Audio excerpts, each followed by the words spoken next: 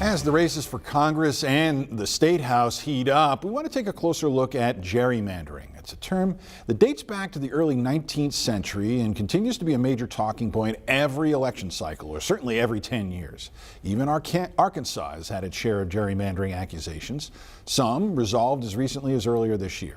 Tonight, Major Garrett explains what it is and how some states are dealing with gerrymandered districts to try and level the political playing field.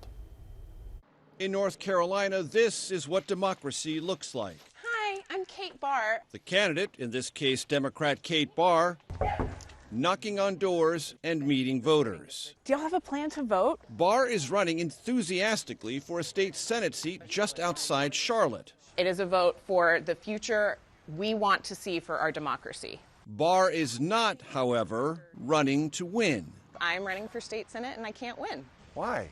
We live in a gerrymandered district. I actually live in a gerrymandered state. Gerrymandering, how states draw electoral boundaries to favor one party, causes congressional and state legislative districts to look like this. North Carolina's voting maps have been drawn to ensure that, at least in this case, the Republican Party will keep their power almost no matter what.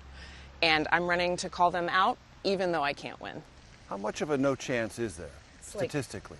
I think I'm supposed to lose by 27%. So it's like the Mount Everest plus of a political gerrymander. And that's the point. Here in North Carolina, registered Republicans, registered Democrats, about even. But the state legislature, supermajority Republican. And that supermajority drew district lines, making it almost impossible for Kate Barr to win her state Senate race. Here in Springfield, Illinois, the legislature, dominated by Democrats, did the same thing, drawing Republican Rodney Davis out of a decade in Congress. My district was changed drastically. We met Davis on the town square in Taylorville, Illinois, where he grew up, rose through local politics, and went to Congress. When you are representing a 50-50 district, you have to represent your constituent. You have to compromise. You got to govern.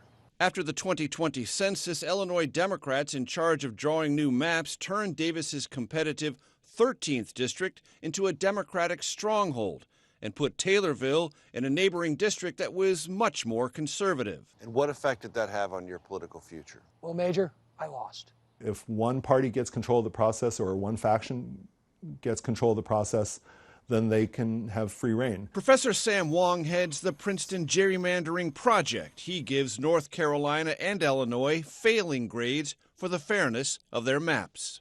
The danger of politicians picking their voters is that there's an overwhelming temptation to self-deal and have a situation where they never have to face serious competition. There are alternatives to partisan power grabs. 4 states use citizen commissions, not politicians, to draw district lines. In Ohio, where Republicans have drawn lines that favor them, voters will decide this November whether to create their own citizen commission. We're fighting the good fight this year, right?